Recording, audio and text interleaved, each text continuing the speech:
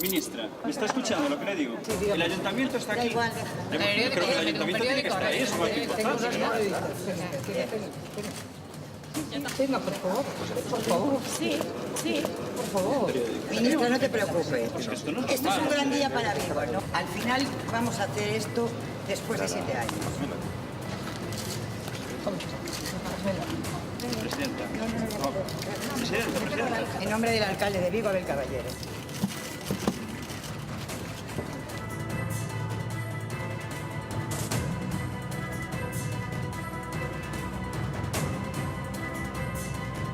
El Foro Económico de Galicia. Fernando González Laxe, moi boas noites. Bueno, a semana pasada presentaban informe de conxuntura socioeconómica para falar do que aconteceu o ano pasado na economía galega. Imos ter ocasión de falar polo miúdo deste informe, pero se tiveras que definir as constantes vitais económicas do país de Galicia nestes momentos, como farías? A economía galega medra, que está xenerando emprego, pero avanzamos máis despacio que as comunidades autónomas máis dinámicas e alonsámonos da media española. É preocupante ese pero? Ou É preocupante porque estamos na economía ascendendo, medrando, entrando nunha nova senda, e sería bo que ese crecemento fora moi sostible e que fora máis maduro. Bueno, é así, temos que estar tan pendentes do que vai acontecer, por exemplo, cas impresoras 3D, como se narraba nesa rola de prensa, señor Laxe. Es importante, es un gran descubrimiento tecnológico y sin duda alguna algunos países lo están aplicando para poder hacer las cosas. Revolución, podemos estar falando de revolución? Sí, con eso sí, yo creo que sí.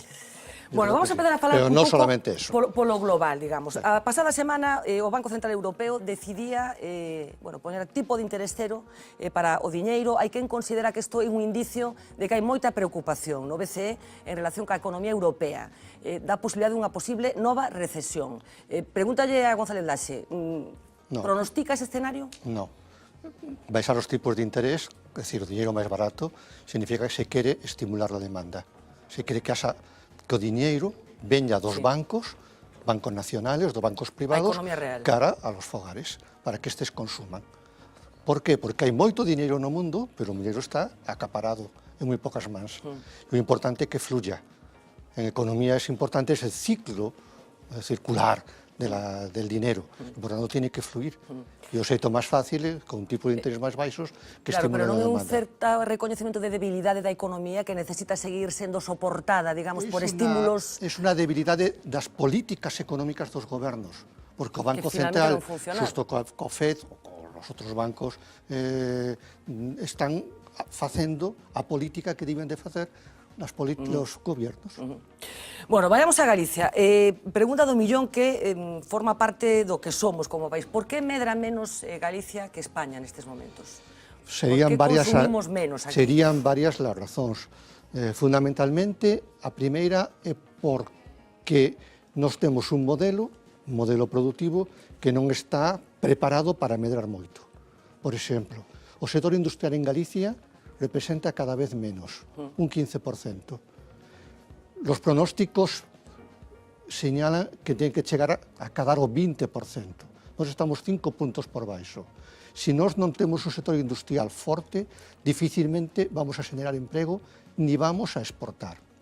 A segunda, un tamaño de nosas empresas pequena, moi pequeno o tamaño de nosas empresas, que é moi difícil incorporar tecnoloxía. Por lo tanto, ser moito máis productivos. Terceiro lugar, a nosa productividade é moi baixa, por debaixo da media española. Entón, é moi difícil ter economías de escala ou ganar cartos. E, último lugar, para non enredar máis, nós temos un posicionamento externo en unos mercados moi concretos, para unos produtos moi específicos. Se nos quitan os vehículos e o textil e algo das conservas, a nosa propensión exportadora é moi baixa. Claro, pois a radiografía que estamos facendo é bastante preocupante. Así, no conxunto, estamos falando dun sistema esclerotizado. Bueno, pero ao mesmo tempo que podemos decir isto como unha parte claroscuro, tamén podemos decir ventaxas que nos temos e que aínda que son potenciales e que aínda non desenvolvimos. Por exemplo? Nós temos, como comunidade autónoma ou como rexión europea, un territorio cheo de recursos naturales, disponibles, accesibles e a maior parte deles gratuitos. Que aí están, pero que... Que aí están e que non somos capaces de sacarlle proveito. Es decir, non digo os clásicos, pero poñamos por caso, pues todo que tamén, non digo os clásicos, que tamén, supoño. Están, pero toda a riqueza mineira, ou toda a enerxía mareomotriz que pode salir do mar, ou todo o conxunto de as algas ou del océano da parte de abaixo, todo eso, o aproveitamento da madeira. Nós temos moita riqueza aí.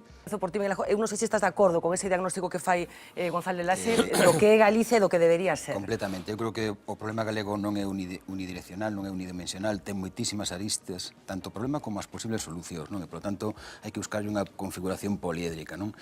Pero, de alguna maneira, ligado ao que dicía Fernando, é dicir, en parte eu detesto un aspecto casi cultural, unha falta de iniciativa emprendedora, de asunción de riscos, de valorar asumir determinadas iniciativas. Logo, temos un sector público que eu creo que ten que repensar que é o que quere facer e ten que empezar a tomar decisións priorizando o que é importante, non? Entón, hai moitísimos aspectos en donde, bueno, vamos deixando que vayan pasando pouco a pouco, que vayan evolucionando pouco a pouco e estamos languidecendo. Vamos a ser unha rexión atrasada, como dice Fernando, non? E aparte, eu creo que estamos nun momento clave dunha encrucillada importante, porque un dos problemas que ten a economía galega é xa non o envellecemento e a perda de poboación, sino a perda de poboación activa.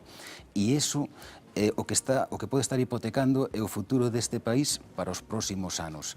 Claro, é unha especie de pescadilla que se morde a cola. Se non xeramos actividade económica, ao final non asentamos a poboación, e estamos de alguna maneira exportando, que ese termo non me gusta desde o punto de vista de capital humano, pero estamos sacando de Galicia un capital humano que podría empezar a facer todo eso que decía Fernando, que temos que ir facendo sector a sector. Puestas así las cosas.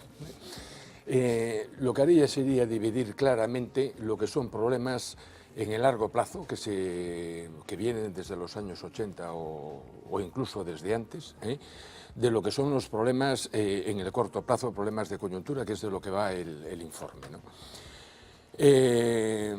Hombre, si queréis hablar de largo plazo, por mí encantado.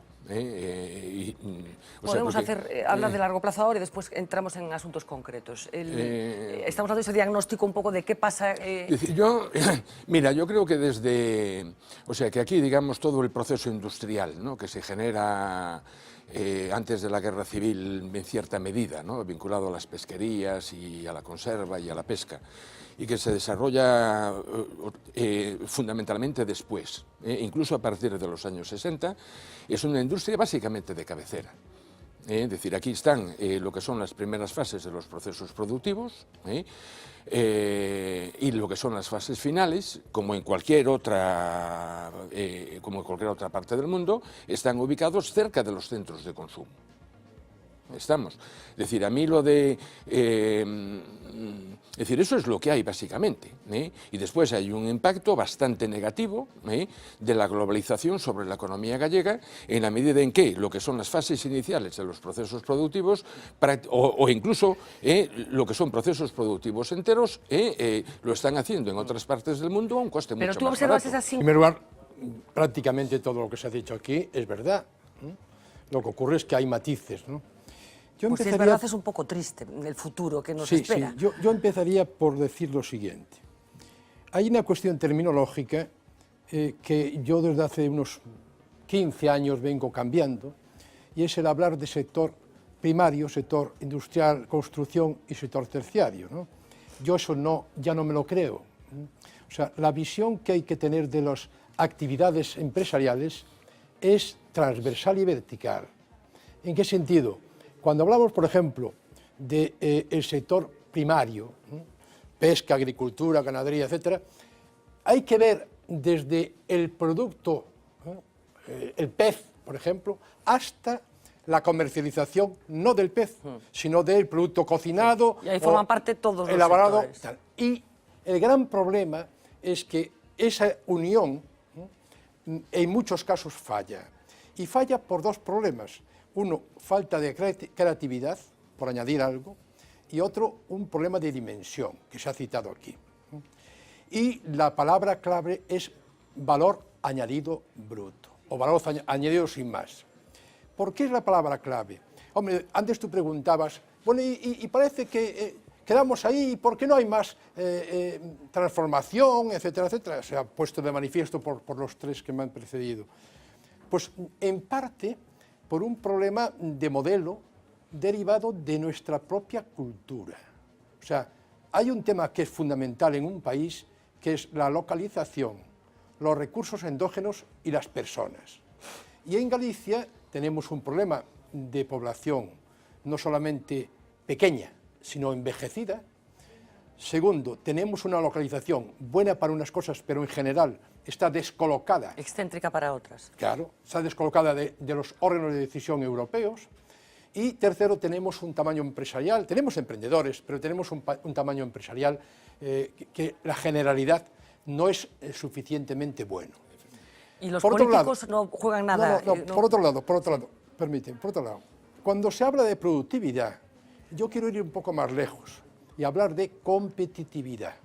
O sea, la productividad es una relación entre, normalmente se refiere a la mano de obra, no, ni mucho menos. La competitividad recoge la idea de productividad y recoge otras muchas ideas, por ejemplo, la innovación, la creatividad. Y la innovación y la creatividad es fruto fundamentalmente de dos cosas, de hábitos y sobre todo de educación, de formación. La universidad en general, yo la critico mucho a nivel global, la Universidad Española, y la Universidad Gallega aún no está madura, ni mucho menos, ni mucho menos. No hay unas titulaciones acordes con las necesidades reales del mercado, en absoluto. Hay una repetición enorme de titulaciones y hay una eficiencia muy discutible en el mundo universitario. Tiene que dejar la Secretaría Xeral Xosé Ramón Gómez Besteiro? Eu creo que non, pero coincido con Fernando González Laxe e con Susana Díaz. Primeiro, o Partido Socialista xa vai máis aló que os demais partidos con ese código ético, porque efectivamente, cando a un se lle abre xuicio oral, ten que abandonar automáticamente todos os cargos orgánicos institucionais que teñan. Isto non o ten ningún outro partido político e, de feito, o Partido Popular ten varias persoas nesa situación. E José Ramón Gómez Besteiro foi xa máis aló do que o código ético exixía, porque co código ético na man, José Ramón Gómez Besteiro podería ser candidato a presidente da Xunta de Galicia. Por delante, mi respeto, como he dicho siempre, a la presunción de inocencia del señor Besteiro.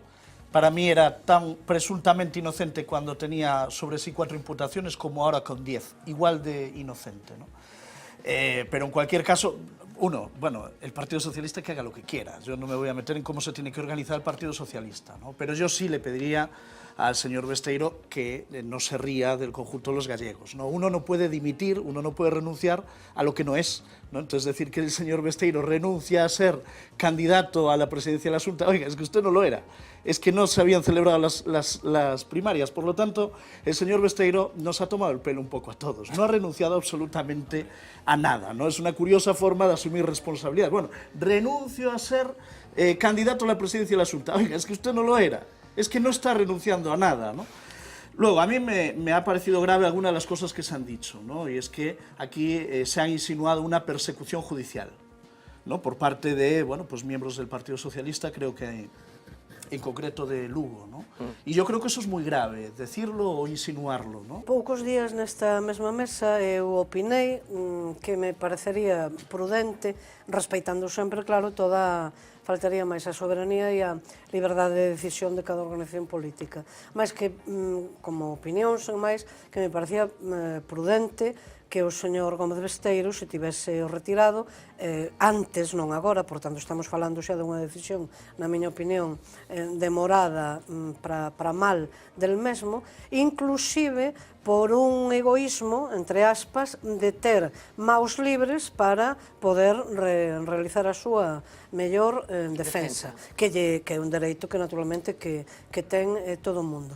E sobre todo porque desa maneira desligaríase, quer dizer, aquí introduzo outra virtude, como deu que necesaria, que se pode chamar punto honor, isto é, que desligaría todas esas súas decisións ou actuacións xudiciais completamente de unha sigla, de unha organización política e de todo o que iso conleva. Eso por un lado. Por outro lado, eu observo tamén que, claro, que esta xuiz da miña cidade natal ten unha especie, debe de ter unha especie de horror vacui, porque a min chámame poderosamente a atención que haxa tal cantidade de causas abertas que pasen os meses, que mesmo pasen os anos, algunha xente inclusive falece polo medio, por tanto, claro, aí xa non hai sentenza que sexa celestial, ou que sexa, e que claro, é que iso leva, a mí o que me preocupa, se a min eso me acontecese como galega, como cidadá, é que inevitablemente leva a unha situación de indefensión. Eu non digo en absoluto de acusacións ou de indicios ou de imputacións ou agora investigacións desaxustadas, pero a unha situación de indefensión, efectivamente. O compromiso debe ser sempre a maior parte dos delitos se producen non polo cargo orgánico do partido, senón polo cargo institucional. Neste caso, si é certo que Besteiro non tiña ningún cargo institucional nesta altura. Ahora ben, a nos polo menos nos resulta curioso que dos dous, digamos, espacios que tivo de representación institucional, primeiro como concelleiro de Lugo, hai imputacións, e agora despois como presidente da Deputación hai imputacións, por lo tanto, coas imputacións en dúas administracións diferentes, pois polo menos sería bastante bo que fixera o que finalmente fixo. Si é certo, eu discrepo de que se este tardando demasiado na fase de instrucción. Eu creo que a magnitude do que supón o inicio da Operación Carioca e todo o que se vai sabendo da contratación pública de moitísimas cousas é un proceso moi longo. Eu creo que o sumario vai a sumar miles de folios. Pero tamén si é certo... Xa ten miles de folios. Sí, quero dicir que creo que un dos sumarios máis complexos empeza por un caso de explotación de mulleres e acaba, pois, digamos, salpicando incluso a contratación pública de moitos concellos. No se preocupe, es el representante del ayuntamiento, estoy sin mandos, Bueno, ¿me está escuchando lo que le digo?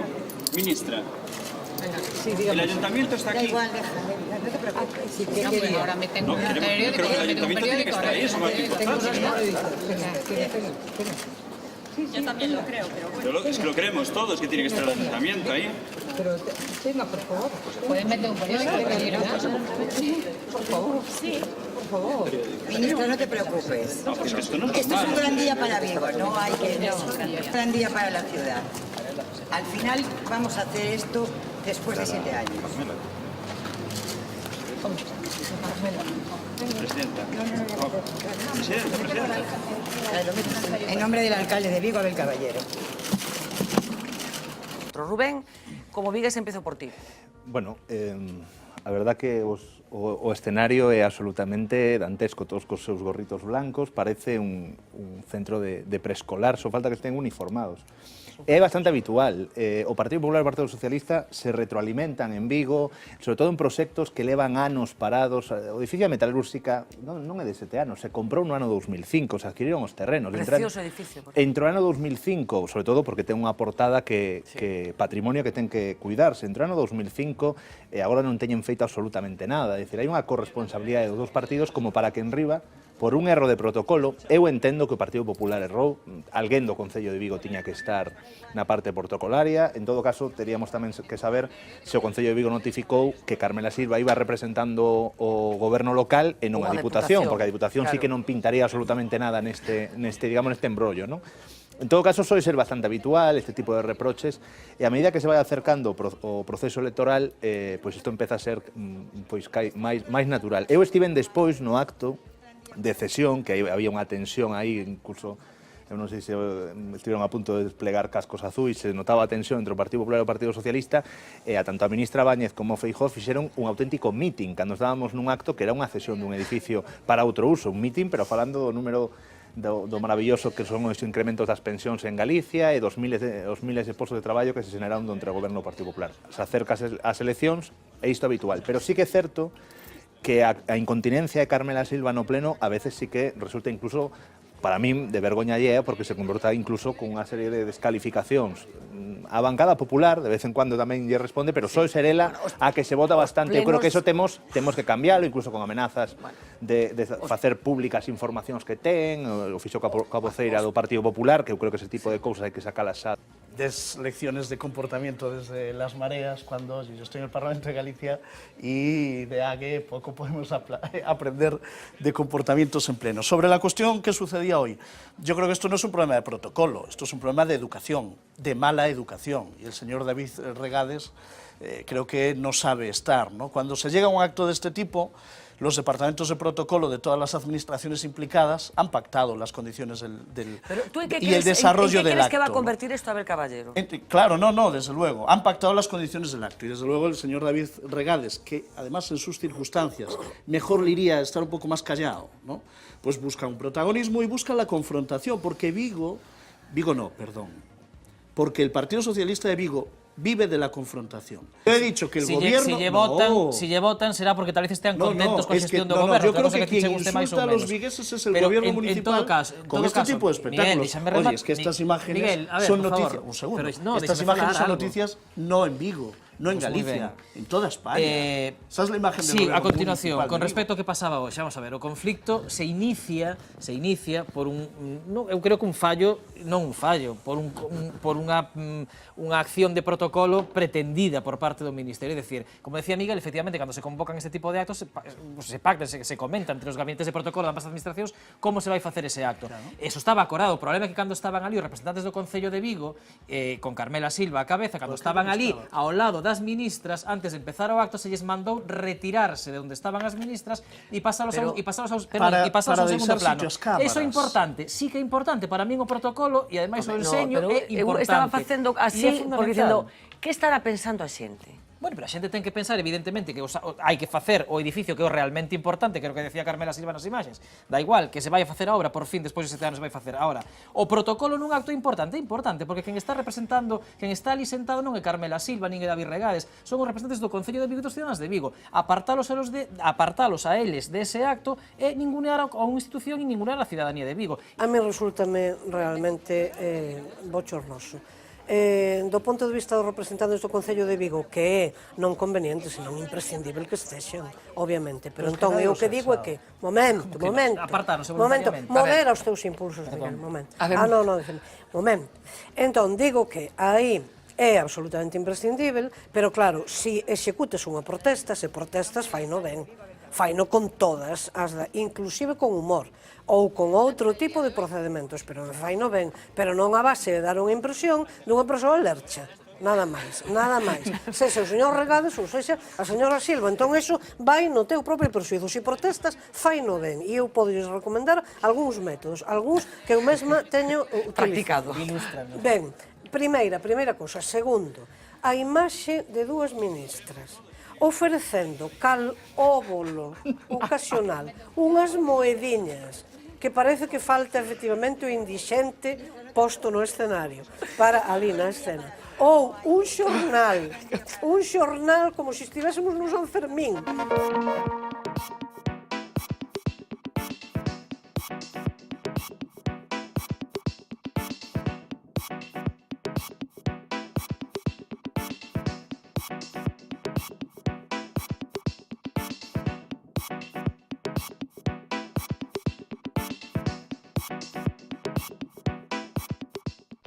Bueno, vamos a hablar de clínica también en el programa de esta noche, pero en esta primera parte tenemos el placer de recibir aquí en el plató de Vía V a dos personas que seguro que nos van a hacer amar el cine un poquito más de lo que ya lo queremos. Emma Lustres, muy buenas noches. ¿Qué tal? Buenas Jorge noches. Coira, muy buenas noches. Hola, buenas noches. Productora, directora de Vaca Films, director de cine, montador en este caso de una de las películas por las que hoy tenemos una excusa para traeros aquí a conversar con nosotros. Bueno, primero enhorabuena. La noticia de ayer es que la peli El Desconocido ha conseguido 15 nominaciones a los Mestre Mateo, después de haber pasado por la Gala de los Goya también con un éxito total, con ese ya famoso discurso de Coira, etcétera, etcétera. Yo no sé en qué momento se cruzan los caminos de Emma Lustres y de Jorge Coira y en qué se parecen Jorge Coira y Emma Lustres. Qué bien, qué bueno.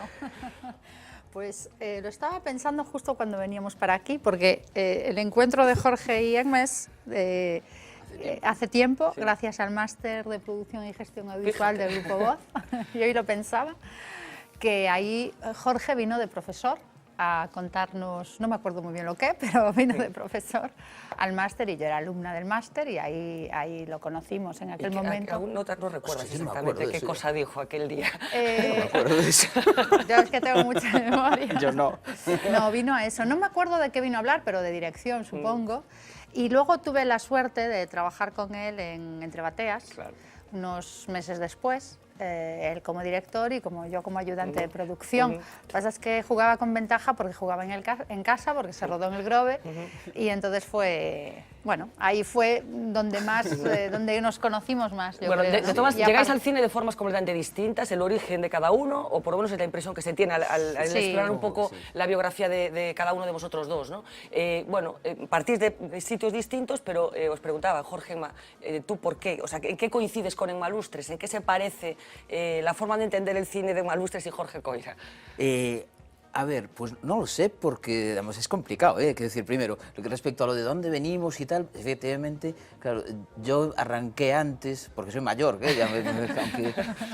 aunque ya sea más sabia, yo soy mayor, y que yo empecé con los cortos y con toda historia. Ese proceso de aquella generación inevitable. Sí, ¿no? y claro, yo coincidente, yo cuando conocí a Emma, habías venido de auxiliar de producción, y que arrancabas, y aquello era alucinante, pero decías, tenía una fuerza pero bestial, y de hecho yo creo que conseguimos hacer aquella peli básicamente gracias a ella. No, porque aparte como conocía la zona, lo conseguía todo, era como una cosa... Energía, bueno, la energía de Emma habla todo el mundo que trabajó con ella. Para que la gente nos entienda, porque a veces la gente efectivamente consume cine, ve cine, ama el cine, lo que sea, pero yo no sé si la gente tiene muy claro cuál es el papel que juega cada uno de las personas que forman parte de una película. ¿Cómo le explicaríais de una forma muy sencilla a la gente que nos está viendo qué es una productora de cine, que es Vaca Films, y qué es un montador de cine, en este caso, el motivo de tu Goya? ¿Qué hace un productor de cine, Emma? Bueno, a ver, hay muchos tipos de productores de cine, ¿no? No todos los productores de cine somos iguales. Vaca Films, o yo particularmente, soy una productora de cine que me involucro mucho en la parte creativa. Selecciono pues, los proyectos, las ideas, los guiones, leo novelas, estoy todo el rato, la verdad es que estoy todo el rato viendo dónde puede haber una película. Cuando voy al cine la veo pensando, aquí podría haber una película similar hecha en España, cuando leo una noticia en el periódico, cuando veo un programa de televisión, cuando veo el telediario, los informativos, estoy todo el rato pensando en cine y qué creo que le podría gustar ver al público. Cuando tenemos una idea o tenemos un guión que nos gusta o tenemos una novela que nos gusta, pues desarrollamos un proyecto. Un proyecto es un guión, un director, unos actores, ¿no? Y luego dinero. Luego salimos a financiar. En Vaca Films, ahora mismo, por ejemplo, estamos desarrollando y trabajando en 9 películas. 9 películas ahora mismo, simultáneamente. Sí, simultáneamente. Estamos trabajando en 9... ¿No mezcláis unas cosas con las otras? Porque 9 películas... No, trabajamos ahora en 9 películas. Para cada película tiene un director y tiene unos guionistas. Están en distintos procesos. Seguramente 3 o 4 de los proyectos nunca salgan de nuestra oficina porque consideremos que no llegan a tener el gancho suficiente o que a lo mejor no llegan a interesar al público. Los que creamos que sí, salimos a financiarlos. Una vez que conseguimos la financiación a nivel nacional, internacional y tal, entramos en producción, fabricamos el producto. Y una vez que lo fabricamos, lo lanzamos al mercado, lo promocionamos y lo ponemos, ya deja de ser nuestro y pasa a ser un poco del público. Luego puede haber premios o no, eso ya depende, pero para mí... En el caso de Vaca Films suele haber premios. Bueno, a veces sí, a veces no. Suele haber premios. Pero para mí mi trabajo es precioso, es maravilloso, me siento una afortunada. Suena muy bien, Emma, de verdad que sí. Decía Emma dónde busca cine ella, dónde encuentra cine, dónde lo encuentra Jorge Coira. Realmente aparece en muchos sitios. Yo creo fundamentalmente en la vida. Y de repente encontrar conflictos. A ver, la base de todo en realidad es contar conflictos, contar gente que se enfrenta a dificultades. Todas las películas al final hablan de eso, de gente enfrentándose a problemas. Y de repente en la vida los encuentras, efectivamente en la prensa constantemente. Así que cuando lees cualquier noticia vas encontrando ahí pequeños pequeñas historias que pueden ser el germen de una peli. En El desconocido hay mucho de lo que estaba sucediendo en esos momentos en España y en Galicia. Yo no sé hasta qué punto es fuente de inspiración todo eso que sucedió en relación con la crisis económica. ¿Hasta qué punto la crisis os ha inspirado, Emma? Nosotros con El desconocido lo que primero hubo era una intención de trabajar con Dani de la Torre, con el director. Entonces llevábamos pues un par de años buscando la película, ¿no? Porque es muy difícil hacer una primera película, pero es mucho más difícil hacer una segunda. Y la experiencia nuestra como productores nos dice que la primera es fundamental elegirla bien, ¿no? Entonces llevamos un par de años buscando la película. Y un día Dani me llamó y me dijo, creo que ya tengo una historia que puede encajar. Y se inspiró, él trabaja en Televisión de Galicia, y se inspiró por aquel encierro que había habido de los preferentistas. Entonces, fue una situación tensa, fue una situación en la que gente, la mayoría mayor, de una edad avanzada... Las imágenes que nosotros las vimos aquí en directo fueron realmente... Unas imágenes terribles, y en una situación terrible en la que él escuchó gritos que no parecían de gente... parecían de un contexto distinto al habitual, aquí, ¿no? Entonces, él ahí dijo, ¿qué pasaría si una de estas personas pues cruzara la línea, ¿no? Cruzara la línea. Además, había una frase que recuerdo perfectamente en el Parlamento de Galicia, que fue vaya a correr sangre, ¿no? Sí. Y eso fue lo que él dijo, aquí hay una historia, aquí hay una película, aquí quiero contar la historia de un tipo que cruza la línea y se quiere de alguna manera vengar además del director de banco, que es en el que se supone que tú puedes confiar, en el que ¿no? se visibiliza además la confianza y finalmente el fracaso. Y a partir de ahí empezó un proceso muy largo, muy duro y muy meticuloso de dar con una película que es lo que fue El desconocido. Bueno, una película que ha funcionado por muchísimos motivos. Hablamos antes de los premios. En el caso del desconocido, Jorge, tú eres el montador, te llevabas ese Goya por el montaje, pero hablamos de la inspiración, hablabas tú de la realidad, de lo que sucede, y yo tuve ocasión de preguntarle a Emma cuando presentabais la película, creo que fue en Venecia, ¿no? ¿Es especialmente inspiradora una situación de crisis como esta en la que la gente, ya te pregunto como director, como creador, en la que la gente lo está pasando especialmente mal o no?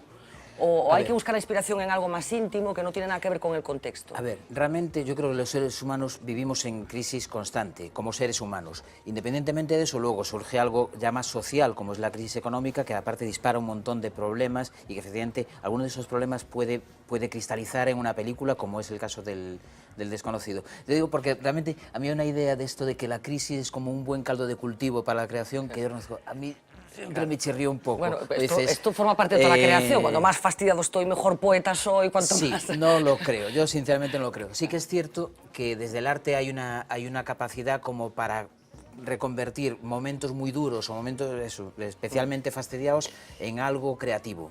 Y esto es maravilloso que ocurra. Débora García Bello, muy buenas noches. Buenas noches. ¿Qué tal? Un placer. Tienes muy buenos amigos que hablan muy bien de ti, de tu calidad profesional, así que queríamos pues compartir contigo esta criatura que acabas de presentar. Todo es cuestión de química. Débora, como decía, es científica, es química y es la autora de un blog con mucha difusión y con mucho interior que se llama dimetilsulfuro.es, con muchos premios y con una forma muy particular de divulgar la ciencia y eso que en principio puede parecer tan árido, que es la química. ¿Por qué todo es cuestión de química, Débora? ¿Qué querías demostrar con este trabajo? Pues que hay muchísimas cosas que las podemos explicar a través de la química y que forman parte de nuestra vida cotidiana. Y entonces, a veces, como que pensamos que la química es algo que solamente se hace en un laboratorio, y no, y en realidad está en las cosas ordinarias de la vida. Vamos a ir después viendo ejemplos concretos para demostrar que hasta en una mayonesa hay química. Tú lo descubriste después, cuando estabas con tu abuela allí cocinando, no lo sabías. Pero, ¿por qué decides estudiar química? Porque tú haces una reflexión, hablábamos antes de cine comercial o cine de autor, muy profunda de por qué tú llegas a la química. ¿Por qué? Sobre todo por un profesor que tuve, José Lu, mi profesor de química en los años de secundaria y después en bachillerato, pues me hizo ver que a través de la química pues encontraba la misma belleza que incluso con la poesía, que ya era algo que me fascinaba. Que hacías también, Sí. ¿no? Que escribiste algún libro muy jovencita, creo. Pues esas bellezas sutiles que él describía, pues me enamoraron. Y tal y como él lo contaba, me enamoró la química y dije, yo esto lo quiero saber todo. Déjame que aproveche para preguntarte, ya que hablas de los profesores, y teniendo en cuenta que tú también eres profesora de secundaria, tengo entendido, Sí. ¿qué pasa con la enseñanza de la ciencia en este país, Débora? Pues yo creo que está mal planteada. Claro, yo sobre todo desde el punto de vista de la química, yo creo que, por ejemplo, los temarios oficiales, tal y como se dan en un orden que no tiene ningún sentido. Por ejemplo, si recordamos las primeras clases de química, pensamos en formulación. No sabíamos ni lo que hacíamos. Te tenías que chapar una lista de valencias, de elementos que no sabes ni lo que son, y hacer unas cuentas, intercambiar numeritos y no sabes ni lo que estás haciendo. Entonces, claro, te parece, pues esto de la química es algo que me es totalmente ajeno y que no tiene ningún sentido. Y entonces, claro, yo pretendo que se enseñe de otra manera, que se cuenten las cosas desde el principio. Y si al final casi lo último es esas fórmulas, esa formulación. Tus tesis, ¿no? De que la ciencia, en concreto la química, es una cuestión que nos puede permitir entender cosas del día a día. Vamos a empezar por las recetas de cocina, como digo en el libro, hacia el final tú recuerdas, bueno, pues esa escena maravillosa en la que tú cocinabas con tu abuela. Bueno, a partir de ahí cuéntame, por ejemplo, ¿por qué se corta la mayonesa? ¿Qué explicación química tenemos en ese desastre que a veces sucede? Pues si lo hacemos al revés. Al revés quiere decir, la mayonesa es una emulsión. Una emulsión es una mezcla de dos sustancias que en principio no se podrían mezclar, como el agua y el aceite. Sabemos que no se dan mezclado, por mucho que agites, no mezclan. Y en la mayonesa pasa eso. Los ingredientes de la mayonesa tenemos aceite por un lado y tenemos vinagre por otro. Sabemos que no mezclan. Entonces necesitamos otra sustancia que llamamos emulsionante, que hace que las podamos mezclar y que se queden integradas. Y ese emulsionante lo encontramos en el huevo.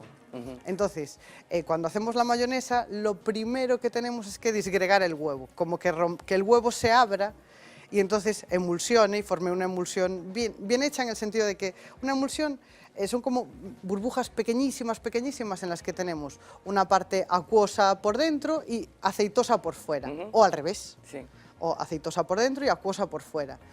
Cuando ocurre así, al revés, la mayonesa está cortada. O sea, nos queda el liquidillo. Sí. Y cuando se forma al derecho, es cuando queda con el espesor que tiene que tener. Adviertes que, claro, a veces cometemos errores que explican por qué la emulsión no funciona, ¿no? Cuando las proporciones no son las adecuadas o cuando la temperatura no es la adecuada, ¿no? Sí, o sea, el principal error es no disgregar primero el huevo. Por eso es fundamental, en donde lo vayamos a hacer, en el recipiente que lo vayamos a hacer, echar primero el huevo. Luego encima ya puedes echar el aceite y luego el chorrito de vinagre y la sal. Y la batidora hasta el fondo. Porque así rompes primero el huevo que está ahí abajo y entonces la emulsión empieza a formarse correctamente. Y a ti te provoca mucho estrés cuando estás en la mayonesa diciendo estoy aquí asistiendo a un acto químico claro. puro. Pero nunca se me corta. Nunca se te corta. Salsa boloñesa con miel, hablas también. Sí. Bueno, al cocinar la carne se pone marrón en función de una reacción química que me vas a explicar ahora mismo. Es una reacción que sucede en un mogollón de platos que cocinamos, que es la reacción de Maillard, que es la que da la que potencia el sabor y que hace que la carne se ponga tostadita, que la cebolla se ponga tostada. Este tipo de reacciones es la reacción de Maillard, que sucede entre glúcidos, lo que comúnmente llamamos azúcares, y los aminoácidos, es decir, lo que componen las proteínas. Entonces, cuando hacemos una boloñesa, la carne es esencialmente proteína. Entonces, si agregamos algo que le dé un poco de glúcido, de azúcar, ya sea a través de una cebolla, del puerro, de azúcar, por ejemplo, el que contiene la miel, potenciamos esa reacción. Y además, bueno, con la miel ganas los matices propios de la miel. Entonces, claro, la carne se pone mucho más tostadita, mucho más rápido y potencias el sabor. Un acto administrativo importante para un concello, como es la aprobación de un presupuesto que está adquiriendo una dimensión particular teniendo en cuenta el presente momento político, no solamente en lo que tiene que ver con los ayuntamientos, sino con lo que tiene que ver con las negociaciones en Madrid y con la inmediata convocatoria más o menos próxima de elecciones aquí en Galicia. Se dice que la pasada semana, en concreto el pasado jueves, Pedro Sánchez visitaba Galicia, como lo sabemos, se reunía, esto lo supimos, con el alcalde da Coruña, con Xulio Ferreiro, y lanzaba una consigna consigna al PSDG y en concreto al PSOE representado en las diferentes ciudades para que levantaran el pie del acelerador y empezaran a entenderse con las mareas. Tú, yo no sé si sabes algo de esto, si crees que es normal, si crees que la negociación en Madrid tiene que influir en lo que suceda en Galicia, si crees que los concellos deben hacer lo que les parezca. Non coñezo esa consigna, Fernanda. Bueno, recoñecida por xente do Partido Socialista. Sí, pero eu xe falei con xente que estuvo na reunión e negaronmo absolutamente. Ah, bueno, toca que ti xa o sabías, entón. Desde esta tarde, cando me mandachedes o comunicado do que íbamos falar. Pero chamei, en concreto chamei a Mar Barcón. Dixo que era absolutamente falso. Que non houbera ninguna... Non, sí, que unha reunión... Non, pero que non houve ningún tipo de indicación por parte... Ningún tipo de indicación. Bueno, pois eu teño unha fonte distinta. Ningún tipo de indicación. Ademais, non é o estilo do Partido Socialista.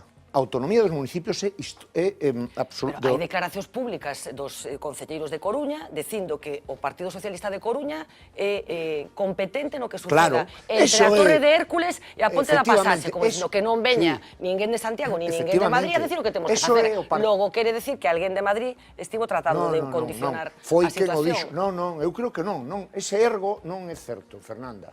Creo que é unha deducción que non obedece ao que coñecemos. En todo caso, o que quero dicir é, o PSOE non é así. O PSOE é un partido onde as rebelións, se queres decirlo así, pero non funcionan as consignas. Pero que PSOE? Perdona. Partido Socialista Obrero Español, PSG PSOE. Que non seas irónica. Boa, fina, vai falar ou vamos... Non seas irónica neso. O PSOE non... Yo creí que irónico estabas siendo tú. O PSOE non funciona así. Podesmo creer ou non. É un partido moi transparente onde, sí... Vale. Onde se radian todas as diverxencias. Radianse públicamente ou non, máis que en ningún outro. Conozo as interioridades do PSOE, por tanto non podo decir se houve ou non houve un acordo. O que me parece absolutamente lóxico que acaba de suceder hoxe en Compostela e pareceme lóxico que suceda na Coruña, polo menos no primeiro e no segundo presuposto. Por qué? Os dous alcaldes das Mareas de Santiago e de Coruña ganaron as eleccións. Están gobernando como ganadores das eleccións. E eu creo que ten algo de razón, aínda que non o dixo sempre con frases aceptables, pero creo que ten algo de razón Martiño Noriega cando di se non se ten alternativa hai que deixar gobernar. Eu creo que eso na primeira parte é así. Evidentemente, se despois vai aumentando a crítica ao paso do tempo e vai habendo unha discrepancia xa que é unha confrontación directa con unha forma de xestionar que por ahora non o pode haber porque é o primeiro presuposto, entonces sí que podría haber ese bloqueo dos presupostos. Porque lembremos aquí as declaracións de Méndez Romeu falando precisamente de isto. É que eu creo que é absolutamente lóxico que cando as forzas, porque aquí tanse dous casos, que é, primeiro, son forzas ganadoras as dúas, por moi pouquiño, pero son forzas ganadoras, e segundo, que non se fixo ningunha alternativa podendo habela teóricamente. Un proceso dialéctico. Si non hai un acordo de esquerdas no goberno de España, o nivel de enfrontamento entre as mareas e o Partido Socialista nos concellos vai ser importante, non? Ao mesmo tempo, se existira unha canle de comunicación e de acordo, como parece que se empeza a abrir, entre Podemos, as confluencias, Izquierda Unida, todo eso confluirá para que a esquerda se poña de acordo nos demás sitios. É un proceso dialéctico. Ademais, creo que tamén existen lóxicas locais, non? Eso tamén é certo, non? Cal é esa lóxica? Que o PSOE non ten unha alternativa diferente en Coruña e en Santiago de Compostela de chegar a acordos con En Marea. Porque a alternativa cal é formar un goberno co Partido Popular. É evidente que o Partido Socialista, do que eu non son tan experto como o meu amigo Tuco, non vai caer nesa traición aos seus votantes. Pero ocurre na inversa. Eu creo que os alcaldes de Compostela e de Coruña se están dando conta, en fin, que unha cousa é ser o alcalde e outra ter a maioría para gobernar, non? E nese proceso de aprendizaxe, pois houve encontronazos entre o Partido Socialista e En Marea ou Compostela Aberta, non? Que teñen que ir solucionando. E iso pasa por un principio fundamental, non? E é que non poden gobernar nin en España, nin na Xunta de Galicia, nin nos concellos o PSOE sin o resto da esquerda, ni a esquerda sin o PSOE. E, polo tanto, teñen que recoñecerse como representantes legítimos cada un deles dunha parte dos electores da esquerda, e recoñecéndose como partes legítimas, chegar a acordo. O que si vexo que hai unha certa contradición entre o que se pretende a nivel estatal e o que se está facendo a nivel municipal e tamén noutras comunidades autónomas. Quero decir, despois das eleccións de maio do ano pasado, a consigna era non a gobernos de coalición, e onde hai gobernos de coalición, como no caso de Ferrole, porque non había posibilidade de gobernar en solitario, pero Podemos, por exemplo, na maioría das comunidades autónomas onde o PSOE dependía del, apoiou, pero non entrou no goberno, apoiou a investidura, ni siquiera asinou un pacto de legislatura, e nos concellos aquí sucede o mesmo. Claro, iso entra en certa contradición co que se pretende, e que eu creo que é a mellor saída, non como se estaba dicindo, mesmo desde algún sector da esquerda, non, Podemos ten que absterse para que goberne o PSOE con Ciudadanos. Bueno, pois valente desastre, non? O que se pretende a nivel estatal é un goberno de coalición.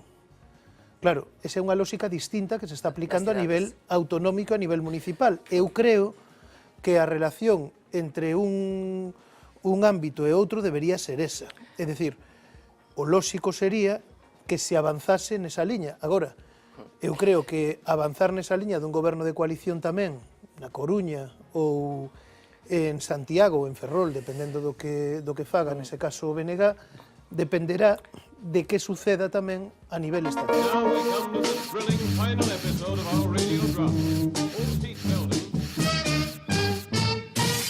Off the record. ¿Qué tal? Muy buenas noches, bienvenidos a la previsión meteopolítica para los próximos días. Si esperaban pasar una semana tranquila, olvídense, se están formando fuertes borrascas en la península ibérica que se están dejando notar a su paso por toda Europa. Empezamos nuestro recorrido aquí, en Galicia, en la provincia de Lugo, con la formación de un huracán frente a las costas de Amariña con vientos de componente variado. Un poco desde la India, otro poco desde Ámsterdam, otro poco desde Euro Disney París. Una situación borrascosa que podría dejar precipitaciones de hasta 10 imputaciones por secretario xeral. Ya saben que esto de los huracanes les suelen poner nombres de mujer. A este le han llamado, fíjense qué casualidad, huracán Pilar, de Lara. En la capital gallega, situación de altas presiones sobre la zona de San Caetano, por el choque de dos frentes. Por un lado, borrasca atlántica de componente electoral y por el otro, el anticiclón IBEX 35 que desplazaría al inquilino de esta zona de San Caetano hasta la capital de España. Habrá que estar atentos a la evolución en los próximos días. Como llevamos estando atentos, no sabemos ya ni cuánto tiempo. Y en la provincia de Pontevedra, episodio de tormenta política. Hablamos del tiempo, hablamos de política y cuando se quiere meter el tiempo en una cápsula, aparecen las altas presiones con olas de 10 a 11 metros en la costa de Vigo. Es el llamado fenómeno de la niña que quería salir en la foto, y que podrían generar inundaciones de Ego en la zona. Turno ya para la previsión a nivel nacional. En la capital de España continúan los fuertes vientos de componente de cambio, o no de cambio, ya nos hemos perdido en el camino, en un fenómeno denominado el tiempo entre posturas, o imposturas, como prefieran. Ciudadanos deben estar muy atentos a los posibles cambios en la dirección del viento. Acabamos ya nuestra predicción en el Levante, tiempo de fallas en la zona, y si el año pasado había caloret, este año el caloret es caloret, temperatura infierno. Si se acuerdan del huracán Rita que asoló Estados Unidos allá por el año 2010, pues el nuevo huracán Rita se lo come con patatas y que podría generar que caigan nuevos chuzos de punta en Génova, la de España o la de Italia. Nosotros nos despedimos ya, pasen una buena semana y recuerden coger siempre el paraguas. And now we come to the thrilling final episode of our radio drama. Off the record.